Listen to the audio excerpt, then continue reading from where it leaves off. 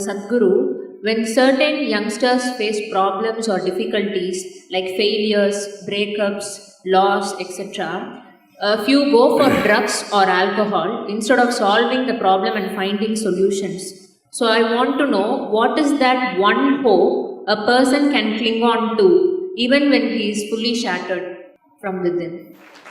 Oh, so many broken hearts here who are clapping their hands.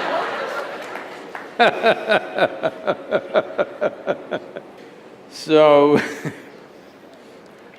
when he is fully shattered, what can he do? The question is, do you want to allow yourself to be fully shattered? That's a question. And many things that don't work out in your early life, you will see later on, it is a great blessing. There are many ways to look at this. Let me tell you this. This happened in 1941.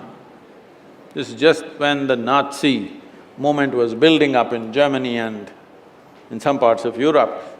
So one day in Austria, a bunch of German soldiers came, broke into the homes, the Jewish family, a rich family, they broke the home and took away the adults, everything was robbed. And these two children, a 12-year-old girl and an 8-year-old boy were taken away. They were taken to a railway station. This is the month of November end, December kind of time, when it's becoming very cold. So they were kept in the railway station for 3 days because the trains did not come. Boys, little boys being boys, they started playing football. So they were playing football and then suddenly the train came. The train is not a passenger train, it's a cargo train, the goods train. So when the train came, the soldiers came and rushed everybody into the wagons which are there. Everybody got in and the little boy and the girl also got in, but the little boy forgot to wear his shoes. He left his shoes outside and they pushed him into the wagon. So without shoes he came. His sister, a 12-year-old girl, saw her kid brother coming without shoes and she got mad with him.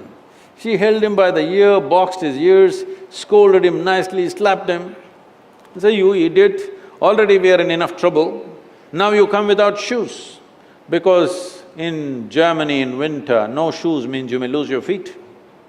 So she's angry about that. In the next station, the boys and girls were separated.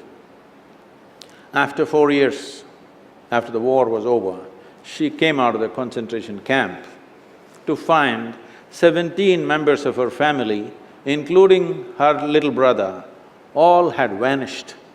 No records, no sign of them, they just evaporated. At that time, the only thing that bothered her was the last few things that she said to her little brother. She loves her brother, but the last few things that she said to him were such terrible things, it rang in her mind and troubled her. These are the last things I told my brother and after that I'm never going to see him, he's gone. So she took a vow, if I speak to anybody in my life, I will speak in such a way, if this is my last word, I will not regret. This one thing transformed her life in such a way. She went on to United States, she died in 2006, she did some phenomenal work, built a hospital somewhere near Chicago, I think. She lived a fruitful life. I'm saying, even if you're put through the most horrible situations, either you can come out using that experience as a better human being, or you can use the experience to become a horrible mess. So whenever something hurts you, there are two options. You can either become wounded or you can become wise. This is the choice. The more things hurt you early on in your life, the wiser you should have become, isn't it? But unfortunately, most people become wounded. This is simply because they just need an excuse to turn their own intelligence against themselves, that's all. Especially if the world around you turns against you, is it not very, very important that your intelligence stands up for you?